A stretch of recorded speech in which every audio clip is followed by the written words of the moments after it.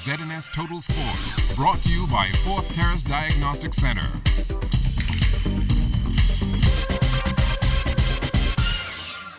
Welcome to sports, everybody. Another Bahamian has signed on to play professional baseball. Following a two-island showcase last month in New Providence and Grand Bahama, scouts from the Cincinnati Reds saw a lot of upside in Dario Saunders, and now he is going to be a part of their farm system in the Dominican Republic. Saunders now joins the likes of Anton Richardson, Albert Cartwright, Sean Albury, and Champ Stewart in the search for Major League glory. Well, in what could be described as the changing of the guard, rising young teenager Aisha Shepard pulled off one of the biggest upsets of her life yesterday during the Giorgio Baldacci Elite Player Challenge at the National Tennis Center. After losing the first set to her former coach, Nikita Fountain, Shepard rebounded for a three-set win, 2-6, 7-5, and 6-love to move on to the semifinals. I was a bit shaky. I was very nervous. They got to me, and in the second set, when she had me down 4-1, I just realized that I had to play my game and focus, and then I came out victorious. I had a little bit of difficulty with my back, and then from there I had some trouble moving, and I had it in my fingertips, had match points, but I just wasn't able to close out, and she did well to hold on and continue to come back after I was up 5-2 in the second set after winning the first set, and then after that there was nothing else I could do. Everything was just so tight, I couldn't even force myself to do it. Well, the 11th Annual Providence Basketball Club's High School Holiday Classic set to get underway on December 27th at the newly refurbished C.I. Gibson Gym. Kevin K.J. Johnson is the organizer. This year we have 6 teams in each pool, so I think 24 teams, something like that. We got a lot of participation from the Family Island this year. We even have a team from Auckland, San Salvador, Eleuthera, Abaco, Freeport. So it's all about just keeping these young men busy. They want to play the game of basketball during this time and give themselves an opportunity to be seen by these scouts. So hopefully somebody will be seen, and that's the whole objective, to give our Bahamian kids an opportunity to go to abroad to further their education.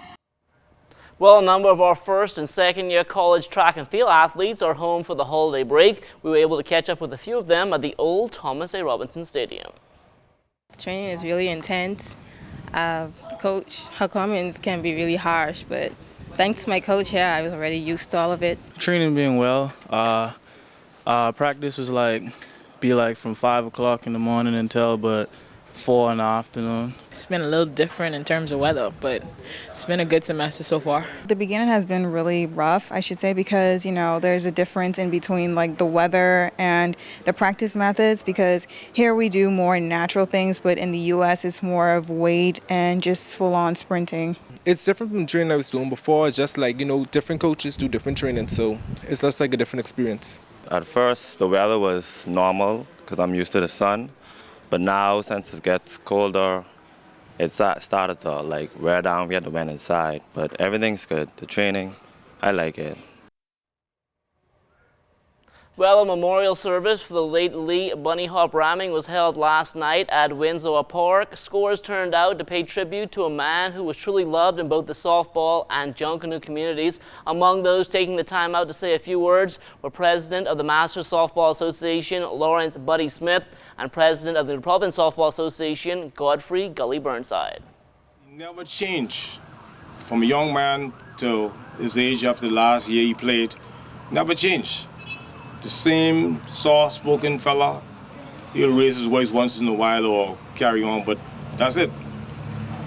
But you could always go and sit down with Bunny and talk about certain things about life, and he'll be ready to compromise with you or whatever the situation might be. Lee, as a personal friend, was one who was caring and humble, soft-spoken, always a professional as far as I'm concerned.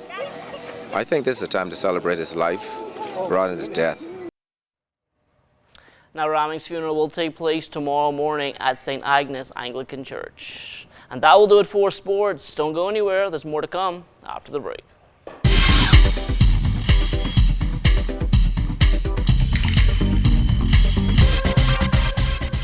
This is ZNS Total Sports, brought to you by Fourth Terrace Diagnostic Center.